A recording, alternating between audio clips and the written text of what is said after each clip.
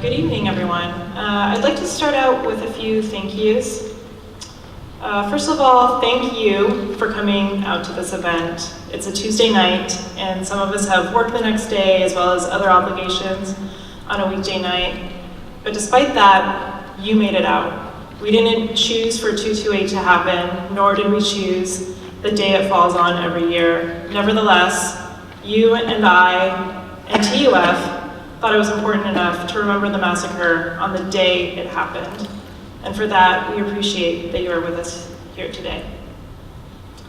I'd also like to thank all the performers for coming out tonight. I'm really impressed by the program so far, and I'm looking forward to hearing more.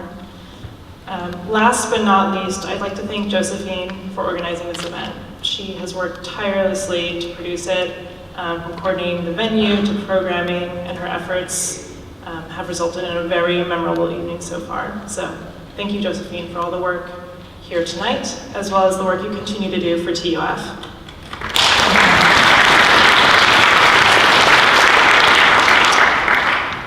Some of you may be wondering who I am and why I'm here.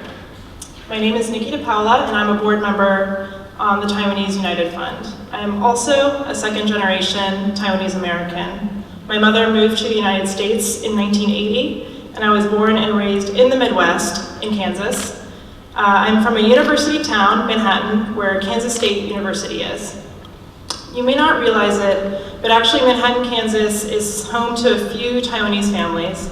I didn't know why there were so many older generation Taiwanese American families in my community until I was older, though. It was when I was in college when I first learned about the period of white terror in Taiwan. As you know, thousands of Taiwanese fled Taiwan during this time because they were persecuted, blacklisted by the government. Many of these people were part of the intellectual community, many of them academics, engineers, and so on. Many of these people were at universities in the US, including my hometown of Manhattan, Kansas. Sometimes I wonder why I didn't know about the history about white terror until so late in my life. My parents owned many books on Taiwanese politics. They discussed it openly with their friends, yet here was an event that I simply didn't know about. My parents weren't hiding it from me. It's just that in the time, in the 90s, there wasn't a precedence for remembering 228 or talking about 228 in remembrance. Certainly when my mom lived in Taiwan, there wasn't an open dialogue about it or official holiday to remember. To this day even, 228 is still in the process of becoming a part of modern Taiwanese education, incorporated into textbooks, history lessons, and so on.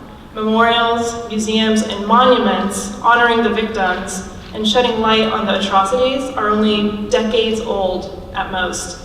And the government had been reluctant in the past to acknowledge and claim responsibility for what happened. We can't let these events be erased, and now that there has been momentum to regain this memory, we must keep going to preserve it so that future generations won't forget. But why is it important to remember? Why is it important for me, especially? I'm second generation and I live in America. What does 228 have to do with my life as an American citizen of Taiwanese heritage? To be honest, there has not been a better time to ask that question.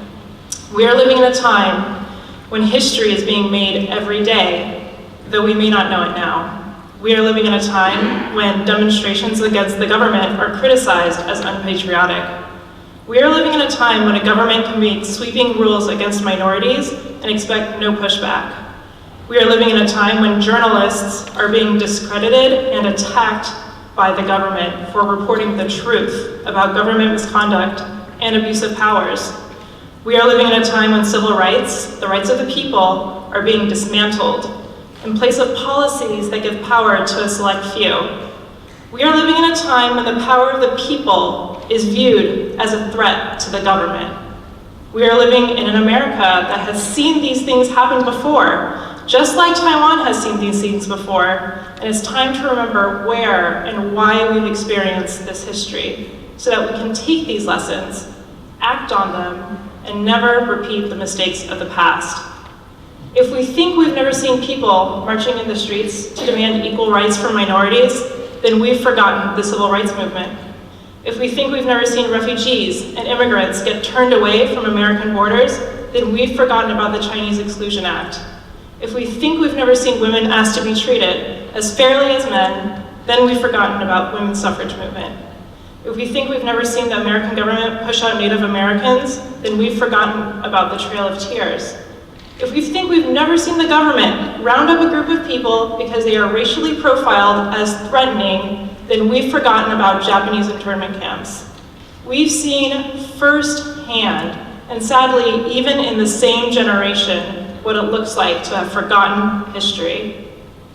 Friends, the fact is, remembering 228 doesn't end on 228, nor does it stop at Taiwan borders. 228 is a global history lesson about human rights, standing up to oppressive governments, and ultimately working together to make our voices heard. It is a story about the will of the people. Some of you may be wondering, how can we honor this solidarity? What can we do in Taiwan or the US to continue to remember 228's legacy? For one, we must continue to commemorate 228, just like we are tonight. We must continue to tell the story of government oppression, free speech crackdowns, and martial law.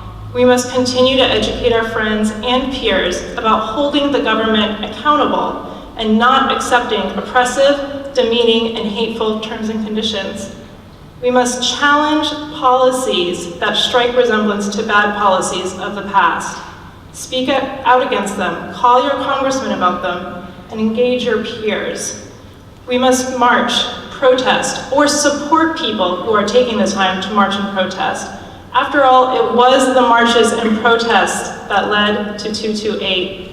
We must support programs, groups, and organizations that seek to empower people, whether it's the ACLU or TACL-led camps in the Taiwanese community. These organizations seek to give Americans and Taiwanese Americans the right to speak up for who we are, and especially protects the rights of minorities. Whether it's through protest or march, whether it's talking about issues with your neighbors or donating money to organizations that fight to protect our civil liberties, exercising the will and power of the people today is an act of remembering the will and the power of the people from the past. And we honor the legacy and sacrifices of those who risked their lives by continuing the fight. So we honor the fighters in Taiwanese history. We appreciate their sacrifices and we mourn their losses. But do we take these learnings and leave them in the past, hidden in darkness? Or do we keep moving forward and carry the torch of human rights, free speech, and democracy? As an American and as a Taiwanese American, I choose to remember 228 for the past and for the future. Thank you.